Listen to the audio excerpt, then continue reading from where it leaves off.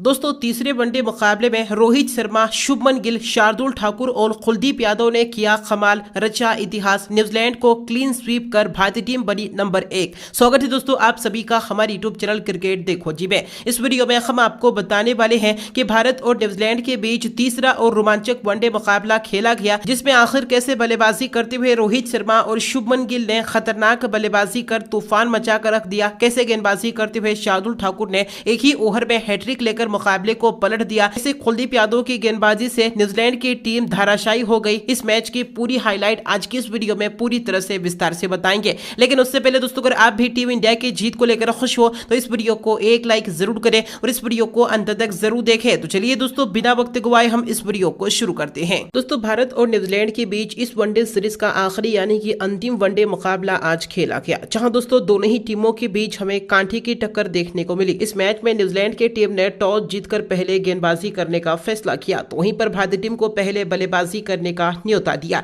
अब इस मैच की शुरुआत हुई। टीम इंडिया की तरफ से सलामी बल्लेबाज के तौर पर शुभमन गिल और रोहित शर्मा की जोड़ी बल्लेबाजी करने के लिए मैदान पर उतरी, जहां इनिंग्स के दूसरे ही ओवर में शुभमन गिल के बल्ले से एक शानदार चौका देखने को मिला। वहीं अब तीसरे ओवर में रोहित शर्मा ने बेहतरीन बल्लेबाजी करते हुए 2 शानदार चौके जड़ दिए और तो और 5वें ओवर में शुभमन गिल के बल्ले से एक आकाशीय छक्का देखने को मिला और इसी ओवर में रोहित ने भी एक और खरारा छक्का जड़ दिया, जहां 5 ओवर में ही टीम इंडिया बिना कोई विकेट गंवाए 31 रन बना चुकी थी। भारतीय टीम को एक बेहतरीन शुरुआत मिल चुकी थी। शुभमन गिल, रोहित शर्मा लगातार पावर प्ले का भरपूर फायदा उठाते हुए चौके जड़ते हुए नजर आ रहे थे। 8वें ओवर में शुभमन गिल ने नजाकत भरी बल्लेबाजी करते हुए तहलका मचा दिया, जहां दोस्तों 8वें ओवर में शुभमन गिल ने एक के बाद एक 4 बेहतरीन चौके जड़ दिए और एक गगनचुंबी छक्का लगाकर ओवर में कुल 22 रन बटोर लिए। शुभमन गिल काफी खतरनाक बल्लेबाजी करते हुए T20 जैसा ही माहौल तैयार कर चुके थे। इसके अलावा 10वें ओवर में अब रोहित ने एक चौका और एक के बाद एक 2 खतरनाक छक्के जड़कर ओवर में 17 रन बटोर लिए,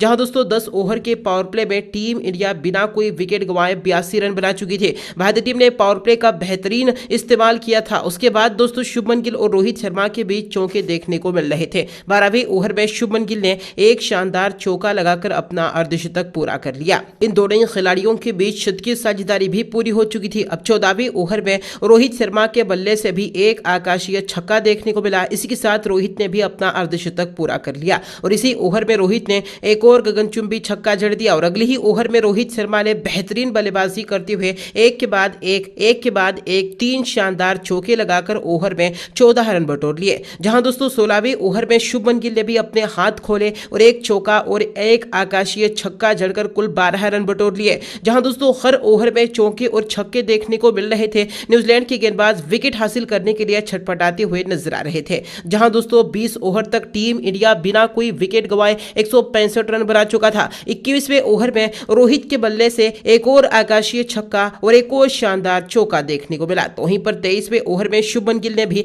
नजाकत भरी बल्लेबाजी करते हुए एक चौका और एक आकाशीय छक्का लगाकर ओवर में 13 रन बटोर लिए, जहां न्यूजीलैंड के गेंदबाज तस से मत होते हुए नजर आ रहे थे, विकेट नहीं मिल पा रहे थे। जहां दोस्तों 26वें ओवर में अब पहले तो रोहित शर्मा ने 1 रन लेकर अपना शतक पूरा कर लिया, जहां दोस्तों इसी ओवर में शुभमन गिल ने भी शानदार चौका लगाकर अपना शतक पूरा कर लिया। दोनों ही खिलाड़ियों के बीच 200 रनों की साझेदारी पूरी हो चुकी थी। दोनों ही खिलाड़ियों ने शतक भी जड़ चुके थे। लेकिन दोस्तों अगले ही ओवर में यानी कि 27वें ओवर में माइकल ब्रेसवेल की गेंद पर टीम इंडिया को पहला बड़ा झटका लगा। रोहित शर्मा क्लीन बोल्ड हो गए और रोहित शर्मा बेहतरीन शत की पारी खेलकर पवेलियन लौट गए। हालांकि नए बल्लेबाज विराट कोहली ने आते ही छक्के के साथ अपना खाता खोल लिया था, जी हां, और अगले ही ओवर में शुभमन गिल के बल्ले से भी एक आक्रामक छक्का देखने को मिला। लेकिन इसी ओवर में दोस्तों टिकनर ने बेहतरीन गेंदबाजी करते हुए शुभमन गिल के रूप में भी बड़ा विकेट हासिल किया। शुभमन गिल कैच आउट हो गए और 112 रनों की बेहतरीन पारी खेलकर पवेलियन लौट गए।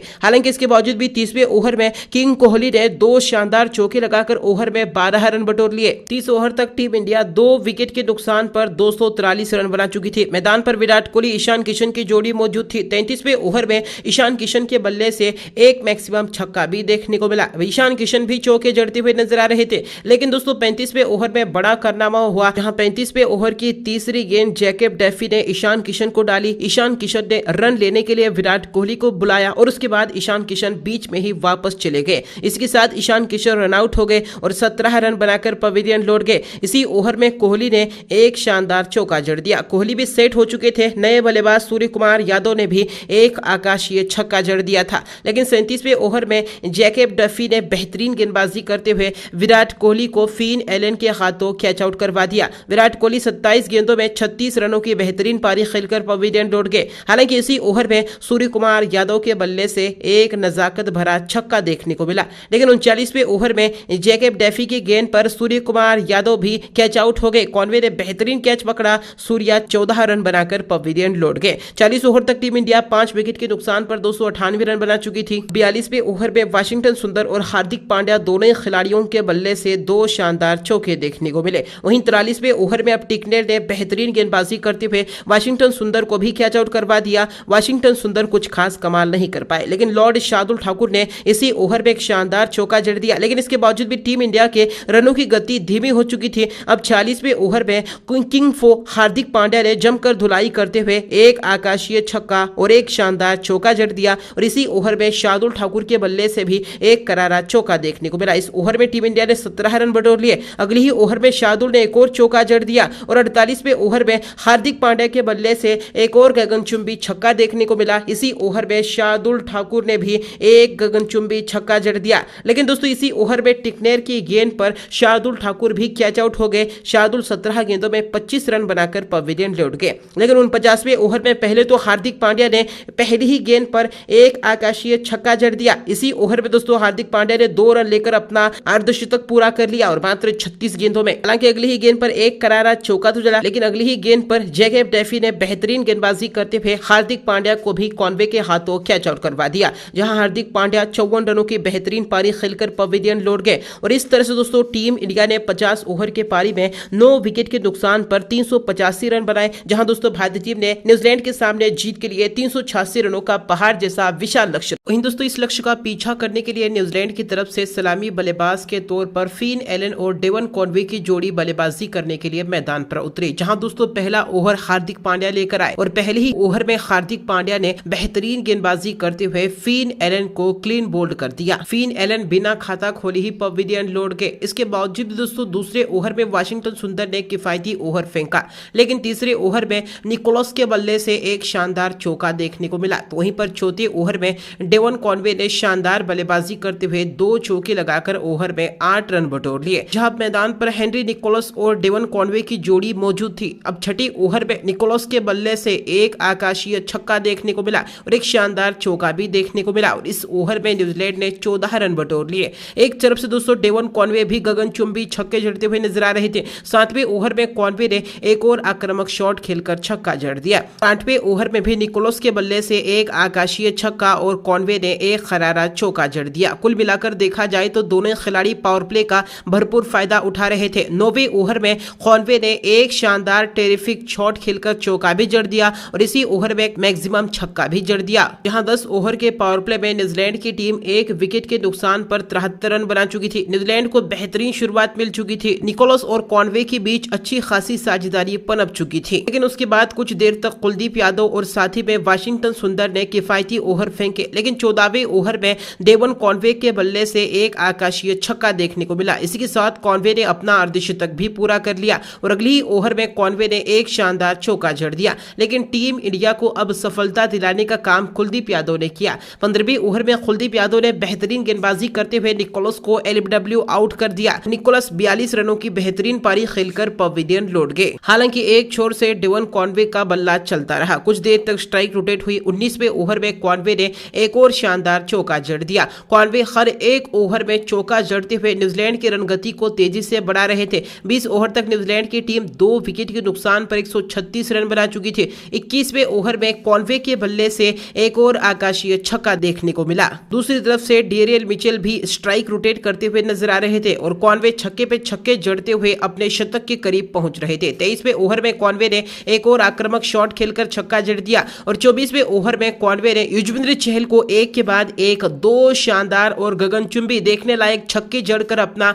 शतक पूरा कर लिया मात्र 73 गेंदों में ही। 25 ओवर तक न्यूजीलैंड की टीम 2 विकेट के नुकसान पर 184 रन बना चुकी थी। डेरियल मिचेल और डेवन कॉनवे के बीच अर्धशतक की साझेदारी पूरी हो चुकी थी, लेकिन दोस्तों लॉर्ड शार्दुल ठाकुर ने टीम इंडिया को सफलता दिलाने का काम किया।